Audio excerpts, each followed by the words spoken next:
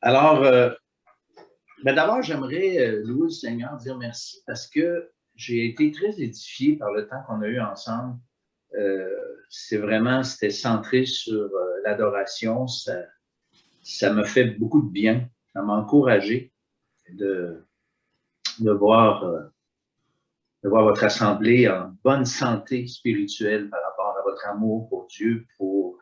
Je vois aussi que vous êtes dans la parole. Puis en tout cas, c'est gloire à Dieu. Vraiment, merci pour ça.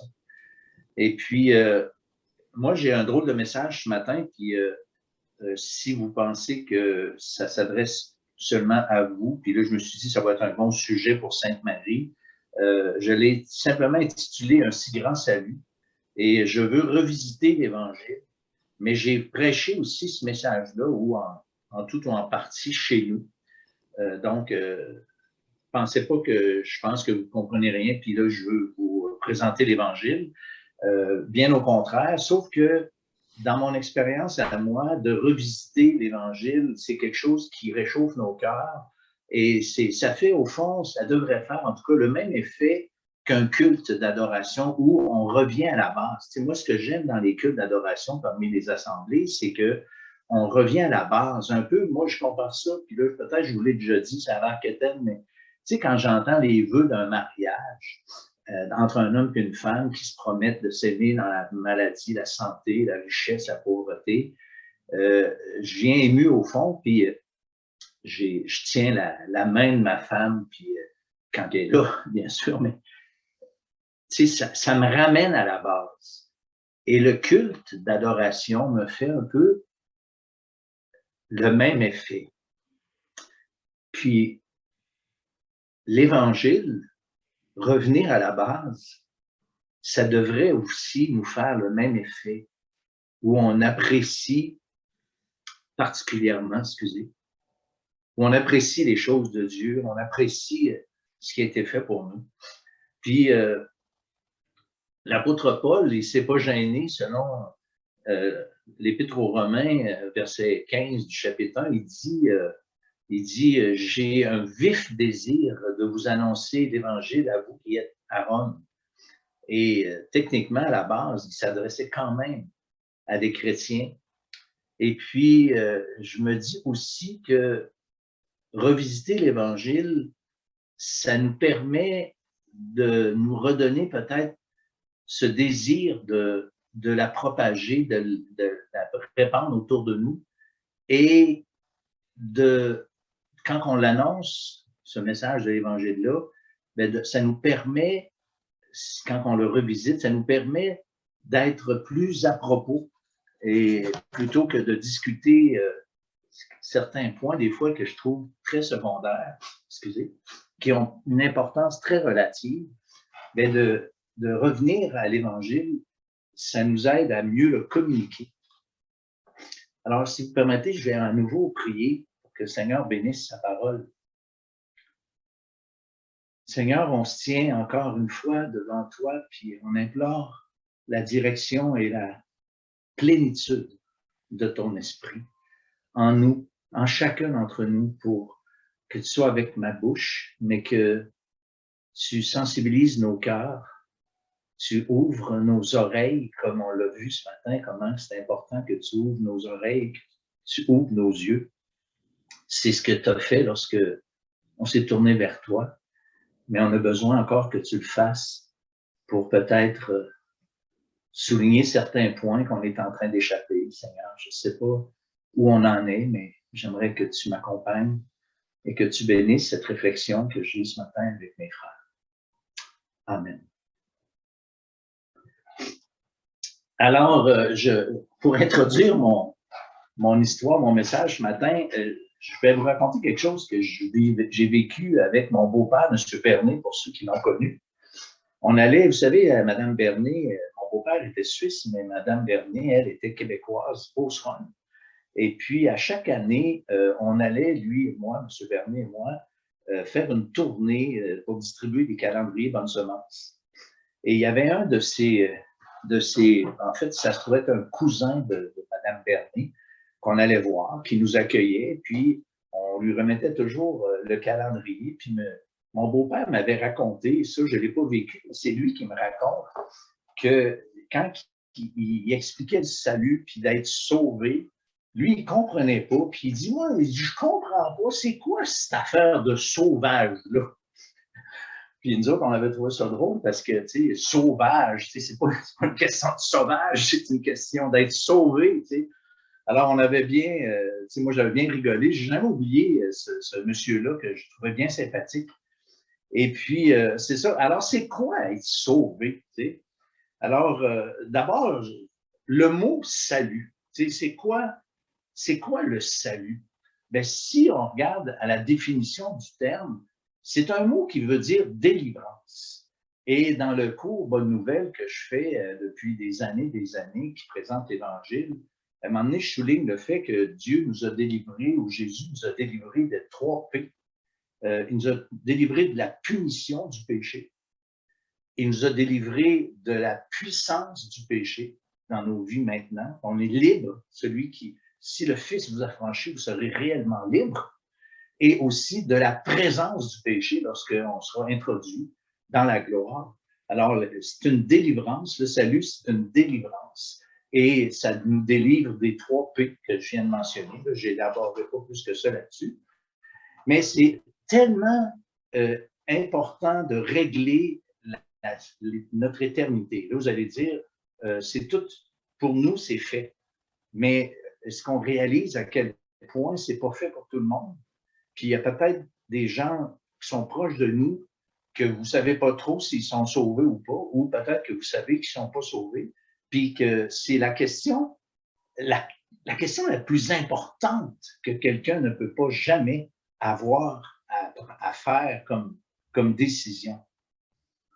Alors, voici en quelques points ce qu'on doit savoir pour être sauvé. La première chose, c'est comprendre les standards de Dieu ou avoir compris, bien sûr, si on est déjà chrétien, les standards de Dieu. L'Évangile, ça commence toujours avec Dieu, pas dans le sens qu'il en est l'auteur, mais c'est le premier point qui doit être abordé lorsqu'on parle de l'Évangile à quelqu'un, c'est comprendre les standards de Dieu. C'est comme si, mettons, quand on va donner, pour travailler en quelque part, on va donner notre nom pour être engagé, bien, les standards ou les qualifications que vous devez avoir, ce ne sont pas vous qui les décidez, mais l'employeur, forcément. Si moi, je m'en allais chez Nelson à l'époque, qui avait son commerce, je ne sais pas, je pense que depuis ton commerce, mais moi, je ne connais rien en électronique, rien en tout. Alors, moi, je suis bien disposé, puis je voudrais travailler pour Nelson.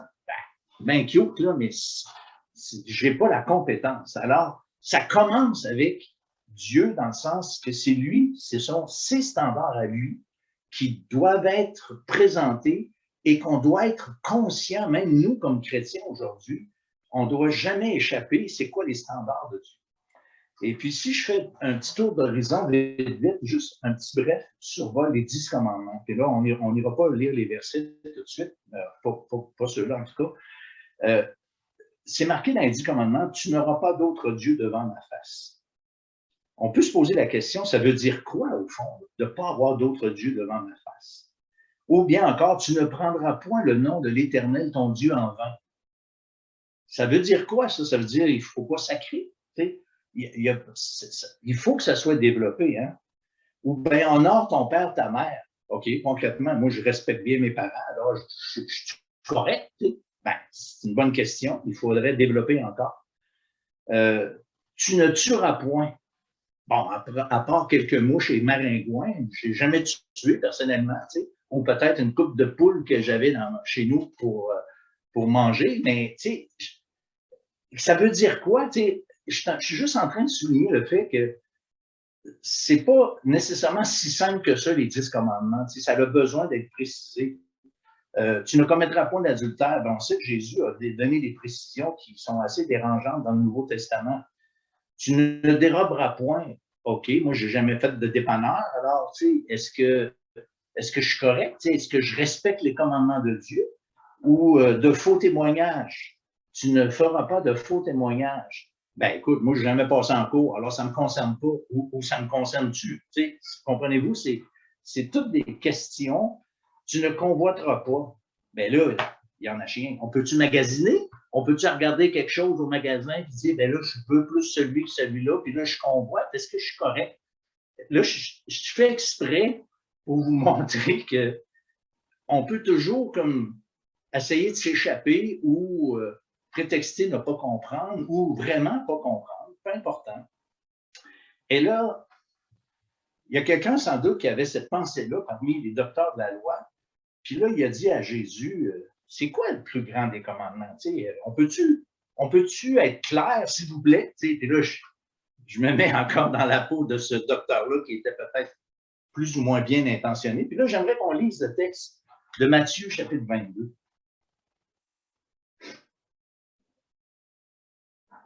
Matthieu 22, puis à partir du verset 37.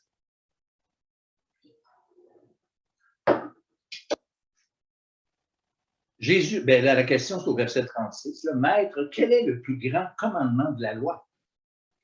Jésus lui répondit, tu aimeras le Seigneur ton Dieu de tout ton cœur, de toute ton âme, de toute ta pensée.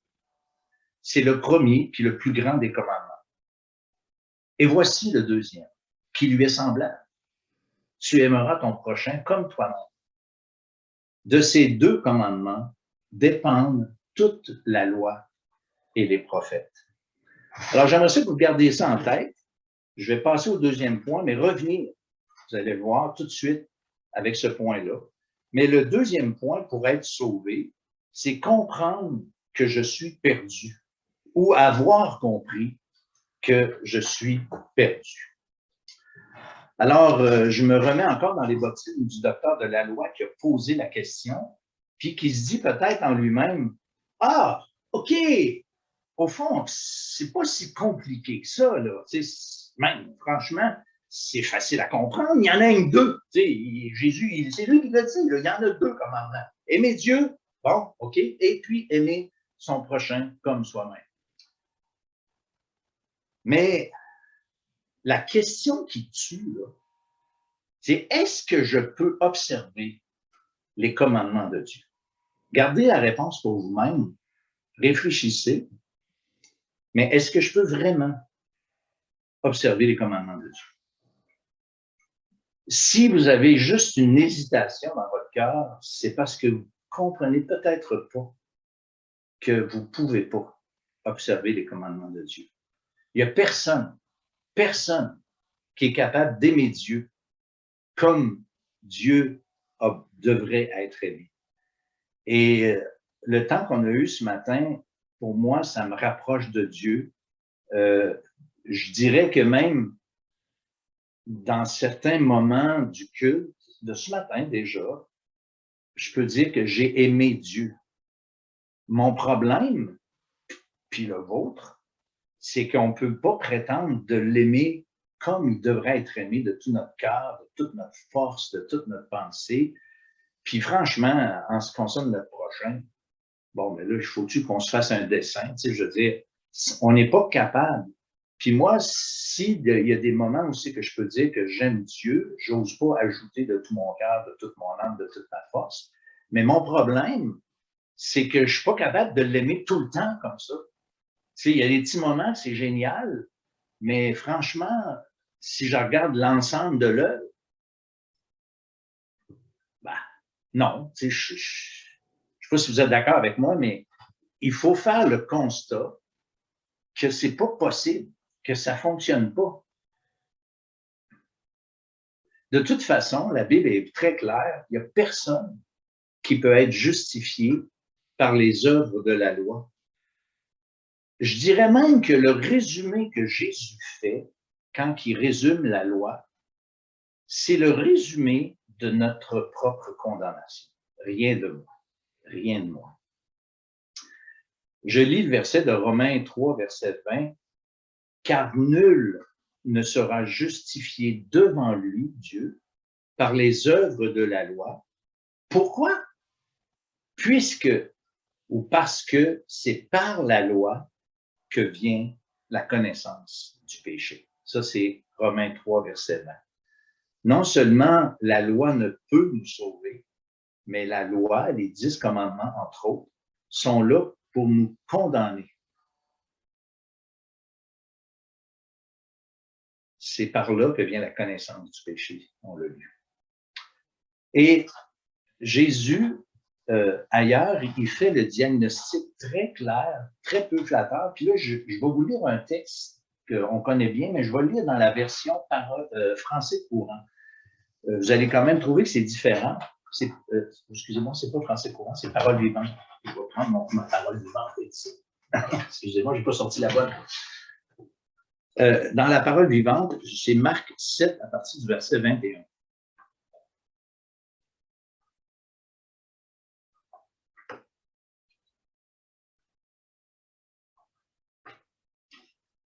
Je lis ça ici.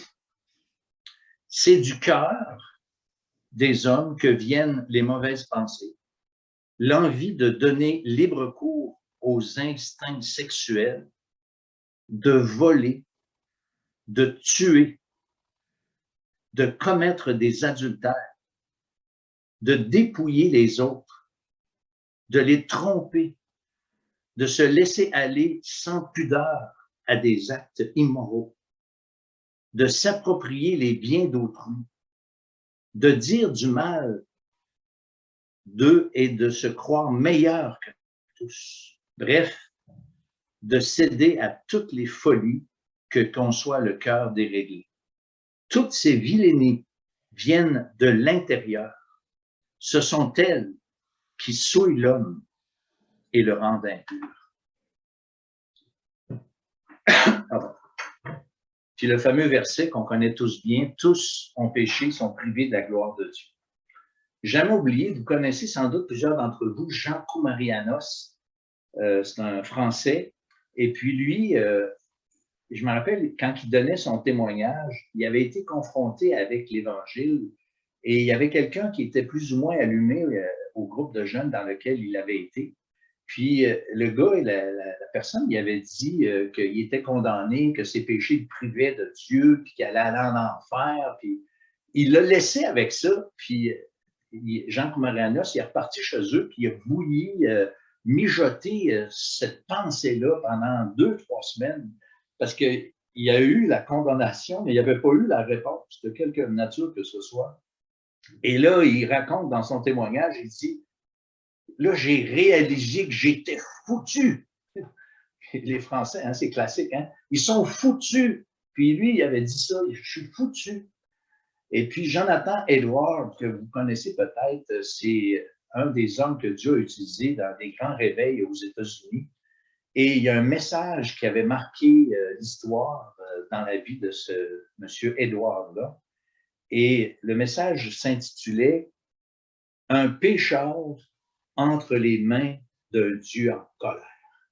Et même, il y a un livre aujourd'hui qui titre ce thème-là, « Un pécheur ou un pécheur entre les mains d'un Dieu en colère ». Et on parle beaucoup de l'amour de Dieu, puis on a tellement raison de parler de l'amour de Dieu, mais je pense qu'on est en train d'échapper qu'il y a la colère de Dieu qui est bien là et qui va éventuellement frapper chez tous ceux et celles qui ont fait fi de son offre, de sa gloire, de sa grâce, et que même ceux qui ont connu l'Évangile sont encore plus responsables face à cette idée de la colère de Dieu qui sera juste et qui sera... C'est ça la réalité. Donc, un Dieu en colère. Et ça, je pense qu'il y a une façon de le dire quand on présente l'Évangile aux gens, mais c'est une terrible réalité qui devrait nous faire frémir, nous, en tant que chrétiens, lorsque on parle à quelqu'un qui réalise que si Dieu est un Dieu juste et saint, bien que la colère de Dieu, elle est méritée chez chacun d'entre nous à cause de notre péché. Alors, le troisième élément que je veux vous présenter ce matin par rapport à l'Évangile, c'est que pour être sauvé, il faut comprendre ou avoir compris qu'il y a une solution. Vous savez, j'ai souvent eu l'occasion de parler avec des gens. J'ai un ministère qui me permet de rentrer dans des maisons, de cogner aux portes et puis de parler à plusieurs personnes. Puis il y a une dame, une charmante dame de 88 ans l'été dernier, qui m'a fait entrer puis qui m'a dit, ça fait longtemps que j'attendais que quelqu'un vienne pour m'expliquer ce que vous m'expliquez. Tu sais, c'était vraiment du bonbon, tu sais, c'était vraiment un bon temps. Je ne vous raconterai pas tous les détails parce que c'est une histoire rocambolesque un peu. Mais j'avais posé la question, pourquoi elle pensait aller au ciel? Et la réponse qu'elle m'a donnée ressemblait un peu à peu près à ceci. Ben, je suis très croyante ou je crois beaucoup en Dieu, tu sais. Je fais mes prières tous les jours. Je vais à la messe. Puis là, c'est une dame de 88 ans qui allait à la messe presque tous les jours, sauf quand elle était malade, mais tu sais, elle était très, très fidèle. Puis je respecte mon prochain, je m'occupe de ma famille, ou je me suis occupé de ma famille.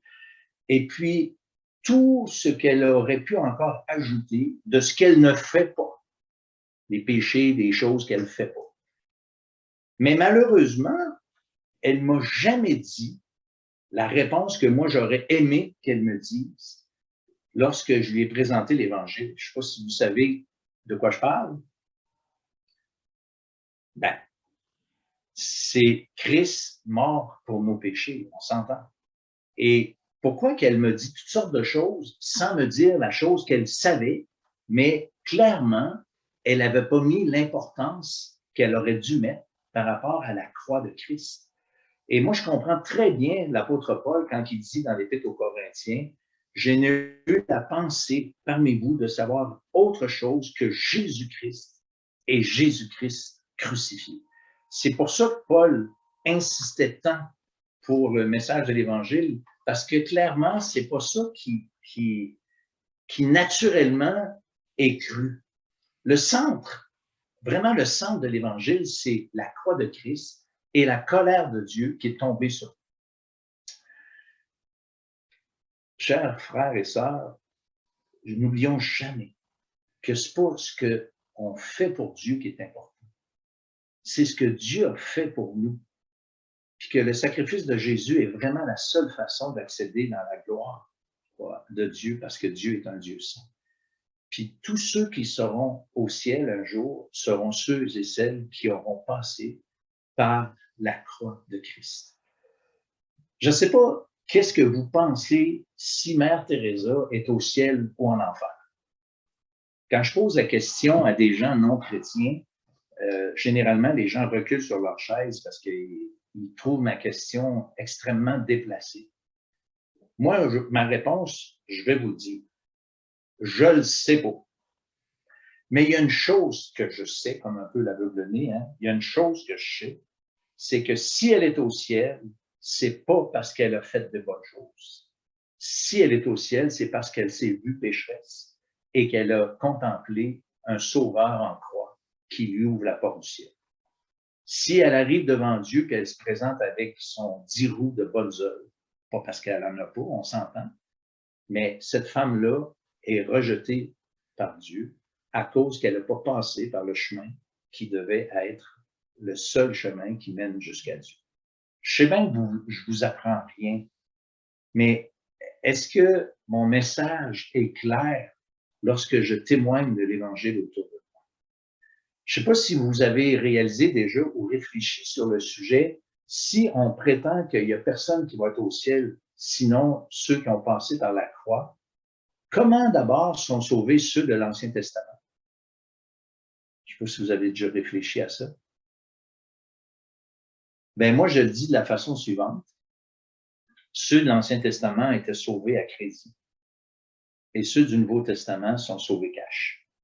Ceux de l'Ancien Testament regardaient à une promesse qui était pour venir, mais l'élément central de la promesse était un Messie mourant pour les pécheurs. Et nous, c'est un regard en arrière qui nous amène à croire et à être sauvés. Mais il n'y a personne qui va être au ciel.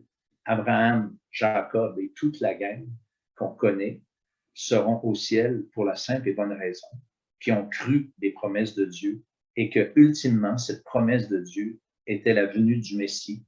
Messie qui allait, oui, mourir pour leurs péchés, même s'il n'y avait peut-être rien compris de ça. Le point n'est pas là. Ce qui est important, c'est de croire la promesse de Dieu. Et comme un peu le Naaman, le Syrien qui avait la lèpre.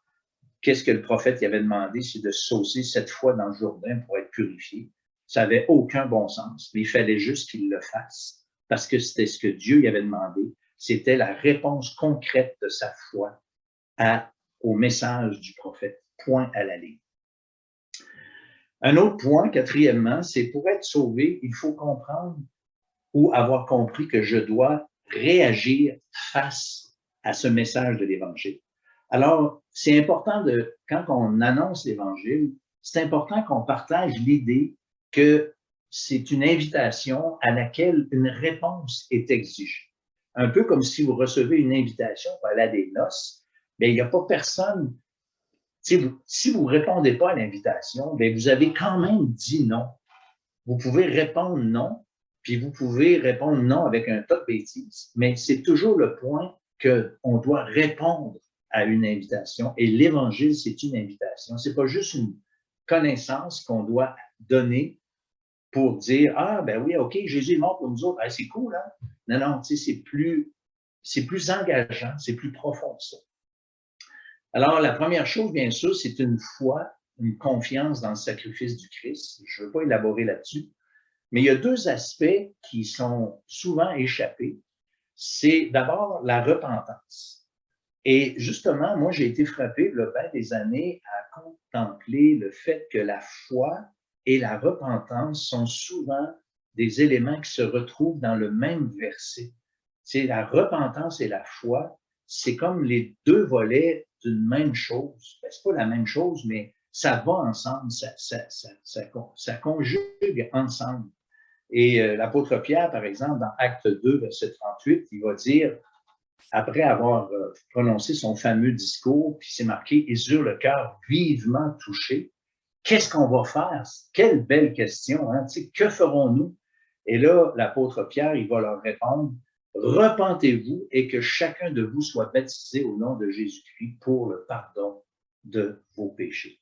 Et le baptême ici, je ne veux pas élaborer, mais on comprend très bien que le baptême ici, c'est juste que ces Juifs qui avaient crié crucifie, crucifie, qui s'étaient positionnés, bien là maintenant, ils devaient à nouveau publiquement se positionner pour manifester leur adhérence à la foi en Jésus-Christ, en la foi de ce Messie qui était Jésus. Et dans Luc 13, c'est Jésus lui-même qui dit, si vous ne vous repentez, vous périrez tous également. Ça, c'est le contexte de la fameuse tour de Siloé qui avait tombé sur du monde, puis que certaines personnes qui avaient été sacrifiées. Alors, si vous ne vous repentez, vous périrez tous également. Alors, la repentance, c'est beaucoup plus qu'un simple regret, hein, on s'entend. La repentance, c'est un changement de direction. Tu sais, moi, je reste à Québec et avant de me convertir, je m'en allais à Montréal. Et quand je me suis converti, j'ai reviré de bord, puis je me suis en allé vers la Gaspésie. C'est un 180. C'est quelque chose de vraiment intense et sérieux. La Bible dit qu'on marchait selon le train de ce monde, accomplissant les volontés de la chair et de nos pensées, et qu'on était par nature des enfants de colère. Éphésiens 2, qu'on a lu tantôt, des versets tout près de ça. Et le fameux Isaïe 53 qui a été lu ce matin, ça m'a frappé. Nous étions tous errants comme des brebis, chacun suivait sa propre voie. On s'en allait tous à Montréal et l'Évangile nous invite à se virer de bord et à s'en aller vers la Gaspésie. C'est vraiment, le péché, c'est ça, c'est le fait de suivre notre propre voie, d'être notre propre maître. Et c'est ça, justement, se repentir, c'est de changer ça. On a offensé Dieu, on a suivi notre propre chemin, on a vécu comme si Dieu n'existait pas, ou, dans certains cas, certains d'entre nous, peut-être religieux, qui se sont abstenus de certaines choses, mais fondamentalement, c'était pas Dieu qui était au contrôle de leur vie, c'était eux qui permettaient à Dieu de prendre certains éléments dans leur vie. Alors, on n'est pas là pantoute, lorsqu'il est question d'évangile. Alors, se repentir, c'est changer notre façon de vivre par rapport à Dieu. Et pour moi, la plus belle illustration, puis là, je ne vais pas élaborer, la plus belle illustration de la repentance, c'est dans Luc 15, la fameuse histoire du fils prodigue, où le mot repentance n'est même pas là. Mais l'idée, le concept de la repentance est clairement exprimé dans le fils prodigue qui réfléchit, qui rentre en lui-même, qui décide de retourner vers le Père pour lui demander simplement un travail, une job, et qui se lève et qui retourne vers le Père. Et c'est là l'image de la repentance qu'on a, et c'est ça qu'il faut vraiment préciser. Et puis on se rappelle que l'apôtre Jean-Baptiste, plutôt pas l'apôtre Jean, mais Jean-Baptiste, il avait dit de produire des fruits dignes de la repentance. Et puis, il y a le mot conversion aussi qui est important. La conversion est une facette de c'est quoi devenir chrétien. C'est quoi recevoir le salut. Et Jésus, encore une fois, dans Matthieu chapitre 18, verset 3, il va dire, je vous le dis en vérité, si vous ne vous convertissez, vous n'entrerez pas dans le royaume des cieux. Il y a trois, en passant, il y a trois conditions essentielles que Jésus a soulignées en ce qui concerne le salut. D'abord, si vous ne naissez pas de nouveau, vous ne pouvez voir le royaume de Dieu. Si vous ne vous repentez pas, vous périrez tous également. Puis si vous ne vous convertissez pas, ben vous ne pouvez pas non plus entrer dans le royaume de Dieu. C'est pas rien, hein? C'est des déclarations extrêmement claires, extrêmement solennelles. Et aujourd'hui, dans un monde où tout est relatif, on a énormément de peine à dire les mots qui veulent dire quelque chose. Puis je suis le premier coupable vis-à-vis ça, vous savez. Mais il faut que les gens soient rendus là. On ne lui pitche pas ça par la tête, puis on s'en vire de bord, malgré que ça pourrait toujours être efficace, mais c'est peut-être pas trop, très, très sage. Alors, la conversion, c'est quelque chose qui est un bouleversement, mais un bouleversement qui est unique au niveau de... On ne se convertit pas 25 fois. Ça a été un peu mentionné ce matin, mais ce n'est pas un élément ou un événement à répéter. C'est quelque chose qui est définitif, la conversion. Ça implique un changement permanent. Et je me rappelle, il y avait une vieille dame que je visitais à l'époque, pas loin de l'Assemblée. Et puis, elle me faisait rentrer chez elle. On avait vraiment développé des bons échanges. Puis une fois, elle dit, j'aimerais ça que vous veniez dans ma chambre. C'est une vieille madame, inquiétez-vous pas. Puis là, elle me dit, je veux te montrer quelque chose. Elle ouvre sa porte de garde-robe, puis elle avait une prière de repentance, de conversion. Vraiment, là, mettons, quelqu'un qui fait vraiment cette prière-là, sincèrement, est sauvé. Aussi clair que ça. Je ne sais pas où elle l'avait pigé, mais clairement, elle était évangélique, sa prière. Puis elle dit, François, elle dit, moi, à tous les soirs, je fais ça. Ben, c'est parce que moi, je suis marié, puis je n'ai pas besoin de me remarier à tous les jours. Je n'ai pas besoin de, quand que j'ai un froid avec ma femme, je n'ai pas besoin de me remarier avec, ce n'est pas nécessaire. J'ai juste à rétablir la communion, puis c'est réglé. Alors, la conversion, c'est quelque chose de permanent. C'est pas, on ne doit pas se convertir chaque jour, puis demander à Dieu de nous sauver chaque jour. Et il faut, à un moment donné, le prendre au sérieux. On lui demande quelque chose, lui, il a promis de son côté qu'il le faisait. Ben, bing bang, c'est réglé, comprenez-vous. Mais on change vraiment notre raison d'être. Et 2 Corinthiens 5, 15, ça dit qu'il est mort pour tous, à propos de Jésus, afin, ça veut dire dans le but, dans l'objectif, que ceux qui vivent là, ne vivent plus pour eux-mêmes, mais pour celui qui est mort et ressuscité pour eux. Ça, c'est la vraie conversion, c'est qu'on ne vit plus pour nous-mêmes, mais on vit pour quelqu'un d'autre. On a cédé nos droits et tout ce qu'on est, tout ce qu'on a, tout ce que nous possédons, temps, argent, talent, dons, de toutes sortes, ben, on doit maintenant les mettre au service de Dieu. Dans la première épître aux Thessaloniciens, ça dit que vous avez été sauvés pour servir, vous êtes détournés des idoles pour servir, pas détourner des idoles pour rester chez vous tranquille, pour servir le Dieu vivant et vrai. C'est ça, vraiment, la conversion. Alors moi, là, j'ai... combien de temps il me reste? Parce que j'ai un autre élément qui est différent, puis que je peux aller plus loin, on peut me dire, j'ai commencé à moins 20, hein?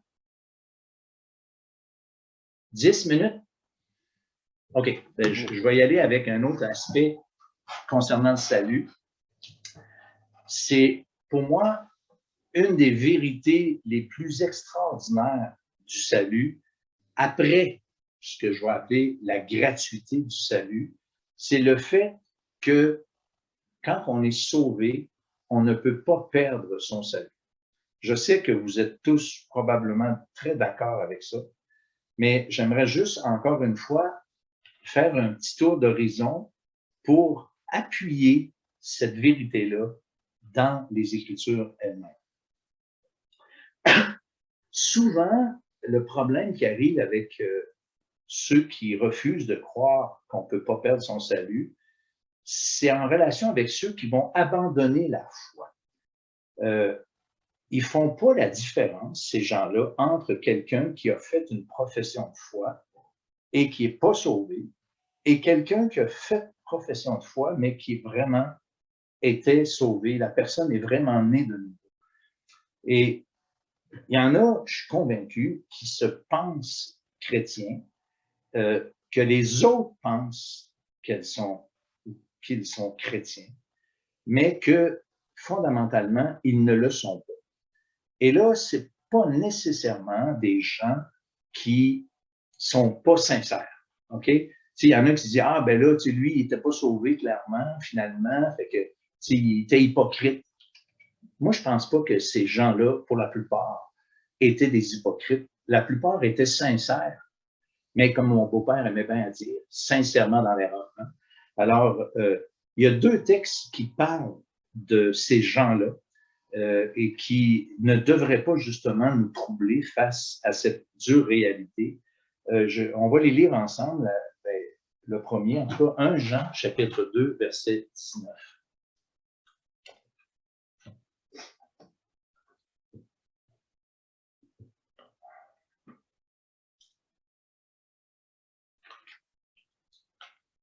Ça dit ceci. Ils sont sortis du milieu de nous, mais ils n'étaient pas des nôtres. Car s'ils avaient été des nôtres, ils seraient demeurés avec nous. Mais cela est arrivé afin qu'il soit manifeste que tous ne sont pas des nôtres. Je ne sais pas si ça vous trouble, mais il y a bien des années, j'avais fait un cours chez nous dans le cadre de la réunion de prière, puis je leur avais posé la question, est-ce que vous pensez à Saint-Jean-Chrysostome qu'il y en a des gens qui ne sont pas vraiment sauvés et qu'on pense qu'ils sont sauvés, qui sont avec nous? Et là, on est obligé de répondre que c'est très possible que ce soit le cas. Parce que l'apôtre Jean, qui avait quand même été avec le Seigneur, il y en avait dans son Église des gens qui n'étaient pas vraiment sauvés, mais que les gens pensaient qu'ils étaient sauvés et qu'eux-mêmes pensaient qu'ils étaient sauvés. Alors, je ne voudrais pas que vous pensiez que toutes les personnes qui quittent l'Église sont des gens qui ne sont pas sauvés. C'est pas ça que je suis en train de dire. Je suis en train de dire que ceux qui ne sont pas sauvés vont éventuellement être manifestés et quitter non seulement l'Église locale, mais quitter le milieu et même quitter ou renier la foi. Ça, ce sont clairement des gens qui n'étaient pas des nôtres et qui nous ont quittés. Puis ceux qui sont de tant soit peu vieux chrétiens, avec certaines expériences, vous avez certainement, vous aussi, constaté des gens qui ont fait profession de foi et qui finalement ont abandonné celui qui m'a parlé de l'Évangile en premier, qui m'a amené vers Yves Pétel, que vous connaissez, le fameux Carrefour. Il y avait un restaurant à Saint-Romuald. C'est à cause de ça, moi, j'ai été sauvé. Et le gars qui m'a amené là, après 2 ans, il a littéralement renié la foi complètement. Il s'est moqué des chrétiens et de moi, entre autres. Encore, voyez-vous, ce gars-là, pour moi, dans mon livre à moi, je ne connais pas son cœur, mais je sais très bien que ce n'est pas un gars qui est vraiment sauvé. Puis le fameux texte, je ne le lira pas, que vous connaissez dans Matthieu chapitre 7, là, et il est question de ceux qui ont prophétisé au nom de Jésus, des gens qui ont chassé des démons au nom de Jésus. des gens qui ont fait des miracles au nom de Jésus. Et pourtant, Jésus dit, je vous ai jamais connu. Il n'a pas dit, je vous ai connu, puis là, je vous connais plus. Jamais connu. Jésus n'a jamais été ou établi une relation personnelle avec ces gens-là. Alors, c'est quand même impressionnant. Et puis, une des raisons pour lesquelles moi je crois qu'on ne peut pas perdre son salut, c'est que les trois personnes de la Trinité sont impliquées dans le salut. Là, je ne veux pas tout lire les versets encore une fois, mais je vous en cite quelques-uns. OK? D'abord, le salut est garanti par le Père. Je lis 1 Thessaloniciens 5, 23, 24 qui dit que le Dieu de paix vous sanctifie lui-même tout entier, trois petits points, celui qui vous a appelé est fidèle et c'est lui qui le fera. C'est lui qui le fera. Dans la deuxième épître aux Thessaloniciens, verset 13 du chapitre 2, Dieu vous a choisi, Dieu le Père, on s'entend, vous a choisi dès le commencement pour le salut. Alors, c'est encore l'œuvre de Dieu ici, clairement. Et puis, le verset probablement le plus puissant du Nouveau Testament, c'est pas moi qui le dis, les commentateurs bibliques l'ont déjà mentionné, c'est Romains 8, versets 29 et 30. Peut-être ça vaut la peine de le lire dans la Bible directement. Romains 8,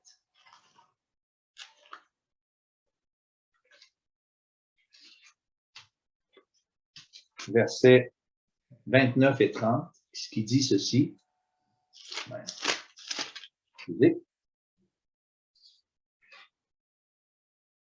Car ceux qu'il a connus d'avance. Là, voyez ce verset-là comme une chaîne. Il y en a qui l'ont appelé la chaîne d'or. C'est une chaîne qui part de l'éternité passée et qui s'en va jusque dans l'éternité à venir. C'est bizarre de dire ça parce que l'éternité, ça dure toujours, là. Mais dans notre perspective à nous, ça remonte avant que la Terre soit là et ça va jusqu'au moment où on va être dans la gloire. Alors, regardez bien ça. Car ceux donc qu'il a connus d'avance, il les a aussi prédestinés à être semblables à l'image de son Fils, afin que son Fils soit le premier-né de beaucoup de frères. Et ceux-là, ceux qu'il a prédestinés, il les a aussi appelés. Quand on a entendu l'Évangile et que on a senti cet appel de Dieu, ben c'est Dieu qui a fait ça. Et ceux qu'il a appelés, il les a aussi justifiés. Ça, c'est quand on est sauvé, hein, ce qu'on appelle la justification. On est déclaré juste sans nécessairement être juste en nous-mêmes, mais on est déclaré juste. Et ceux qu'il a justifiés, il les a aussi glorifiés. Alors, voyez-vous, c'est une chaîne qui part de l'éternité avant et qui s'en va jusque dans l'éternité à venir, qui n'est même pas arrivée pour nous, mais Paul en parle comme étant au passé, parce que c'est tellement sûr que ça va arriver qu'il peut le dire comme étant quelque chose de déjà fait, lorsque, pour la plupart d'entre nous, bien sûr, pour chacun d'entre nous, ce n'est pas encore fait. Alors, notre destinée est entre les mains d'un Dieu fidèle quand on est sauvé. Ensuite de ça, le salut est garanti par Jésus-Christ. On va lire encore un verset dans l'Évangile de Jean. Pour moi, c'est probablement le verset le plus puissant en ce qui concerne le point du salut qui est garanti par Jésus-Christ. Il y en a plusieurs autres qu'on pourrait mentionner où que Christ intercède. En tout cas, les choix là, sont énormes, mais je me restreins à celui-ci, Jean 10, versets 27 et 28. Mes brebis entendent ma voix. Je les connais, c'est Jésus qui parle. Et elles me suivent.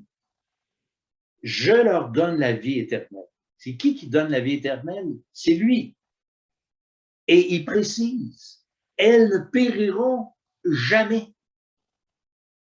Non seulement ça, mais personne, pas quelques personnes, non, personne ne les ravira de ma main. Et si le verset finissait là, ça serait déjà merveilleux. Mais là, il rajoute encore le point du Père que j'ai déjà souligné. Il dit, mon Père qui me les a donnés est plus grand que tous, et personne ne peut les ravir de la main de mon Père. Personne. Et là, ici, je prends une petite patente ici, et ça, c'est nous. Alors, la main de Christ, c'est marqué, personne ne peut les ravir de ma main. Alors, Christ nous prend en main comme ça. Mais là, si la petite pincette, là, qui est moi, là, je veux décoller, là, ben, je suis coincé parce que la main qui la tient, c'est la main du Seigneur Jésus. Et ça, là, je suis pas capable de l'enlever. Mais imaginez qu'est-ce que le texte dit ici, là. Il dit, mon Père qui me les a donnés est plus grand que tous et personne ne peut les ravir de la main de mon Père. C'est comme s'il y avait une autre main qui tenait ou qui nous tenait comme ça. Alors, moi, je faisais l'exercice avec quelqu'un, je lui demandais, donne-moi ta main. Alors, il me donnait la main, puis là, je la pognais bien d'aplomb. Puis là, je disais, tu peux la lâcher maintenant. Moi, je ne la lâchais pas, comprenez-vous l'image? Puis là, je prenais mon autre main, celle du Père, qui imageait celle du Père, et là, je prenais mes deux mains pour tenir sa main. Alors, encore moins pouvait-il s'arracher d'entre mes mains. Alors, moi, je trouve l'image ici, elle est extrêmement puissante et c'est quelque chose de merveilleux parce que cette assurance que lorsqu'on lui appartient, que personne ne peut les ravir de notre main, ça nous fait vivre en paix. Il y en a qui pensent que ça peut nous donner une licence pour pécher, mais ils n'ont rien compris quand on pense comme ça, parce que si on est dans les mains de Dieu, là, on est aussi exposé à la discipline de Dieu si on s'éloigne. Et puis on sait qu'il ne nous abandonnera jamais. Alors, à place de travailler pour ne pas être rejeté, on travaille pour le servir en paix, en toute quiétude. Et ça, c'est une bénédiction merveilleuse qui, en ce qui me concerne, ne m'a jamais poussé à faire des niaiseries, mais m'a plutôt encouragé à le servir fidèlement depuis que je suis sauvé par la grâce de Dieu. Puis finalement, le salut est garanti par le Saint-Esprit. Éphésiens 1, verset 13, vous pouvez ouvrir, tourner ça dans vos Bibles. Éphésiens 1, verset 13, qui dit, en lui, en Jésus, vous avez, après avoir entendu la parole de la vérité, donc on a des étapes ici dans ce verset-là, hein, entendre la parole de la vérité, l'évangile de votre salut, c'est une répétition. En lui, en Jésus, vous avez cru et vous avez été scellés du Saint-Esprit qui avait été promis, lequel est un gage de notre héritage. Donc, on a un sceau d'appartenance et on a aussi un gage. Quand on croit, on est scellé du Saint-Esprit. C'est comme une garantie, c'est comme un dépôt. Littéralement, là, c'est ça l'image. Un dépôt qu'on fait lorsqu'on achète quelque chose. Et cette chose-là, légalement, nous appartient. Et le vendeur qui nous a vendu ça, qui a reçu et accepté notre dépôt, ne peut vendre cette chose-là à quelqu'un d'autre parce qu'il dit, elle est déjà vendue. Même si elle est encore là, le vendeur va dire, elle est déjà vendue. Pourquoi? Il y a un dépôt qui a été fait. Et le dépôt qui a été fait ici dans le texte, c'est rien de moins que le Saint-Esprit de Dieu qui nous a été donné et qui est scellé en nous. Alors, le sceau d'appartenance est plus que puissant. Le Saint-Esprit est en nous et Dieu n'enverra jamais, bien sûr, son Saint-Esprit loin de lui. Puis, un autre verset qui dit à peu près la même chose, c'est 2 Corinthiens 1, 22, qui dit que lequel nous a marqué d'un sceau, en parlant du Saint-Esprit, et a mis dans nos cœurs les arts de l'Esprit. Et littéralement, les arts, c'est un acompte. On pourrait le traduire dans le verset, qu'il a mis dans nos cœurs l'acompte du Saint-Esprit. Alors, c'est extrêmement puissant.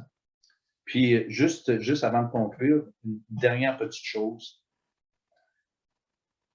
Éternel, ça dure combien de temps? Grammaticalement parlant, le mot éternel veut dire quoi? Et si quelqu'un selon la théologie qui prétend qu'on pourrait perdre notre salut. Si quelqu'un a été sauvé comme moi en 1973 et qu'en 2013, il abandonnerait le Seigneur puis il perdrait son salut, la vie éternelle que Dieu m'a donnée aurait duré 30, 40 ans, mais elle n'aurait pas duré éternellement. Alors, une vie éternelle qui a une limite dans le temps n'est par définition pas éternelle. Vous comprenez? Alors, le mot, déjà à lui-même, on ne peut pas s'en sortir. Dieu donne vraiment la vie éternelle et c'est vraiment merveilleux. Alors, pour conclure, on devrait certainement bénir Dieu, chacun d'entre nous, pour ce si grand salut. On devrait bénir Dieu pour cette parfaite et entière assurance qui est garantie par le Père, garantie par le Fils et garantie par le Saint-Esprit. Que notre désir de partager autour de nous ce message, ce si grand salut, devrait brûler en nous, même si on n'est pas nécessairement, nous, habilités à le faire facilement. Certainement, si on a ce désir-là, on va prier, puis on va faire des pieds et des mains. On va faire bien des choses qui est selon notre capacité pour que les gens autour de nous puissent entendre ce merveilleux message. Et s'il y en a qui ne sont pas encore sauvés, bien sûr, bien, moi, j'ai ce texte de l'apôtre Paul dans 2 Corinthiens. Nous vous en supplions, au nom de Christ, soyez réconciliés avec Dieu. C'est l'attitude qu'on devrait avoir. C'est pas une attitude de prétention. Nous autres, on a compris, puis moi, je vais vous expliquer comment ça marche. Non. On devrait supplier les gens de considérer l'éternité qui est devant eux, ce message de l'Évangile. Alors, on est vraiment bien, on a tout ce qu'il nous faut pour qu'on puisse honorer Dieu. Alors, j'aimerais ça qu'un frère puisse simplement prier pour juste comme conclure ça, s'il vous plaît. Oui, Père Céleste, ce matin, on veut te rendre gloire, on veut te remercier de ce merveilleux message du salut en Jésus-Christ. Et Seigneur, sans ce salut, nous serions perdus. Ce salut a été accompli parfaitement par ton Fils, le Seigneur Jésus, à la croix. Seigneur, nous sommes ce matin tous ceux et celles qui sont les bénéficiaires de ce salut en toi. Amen. Amen.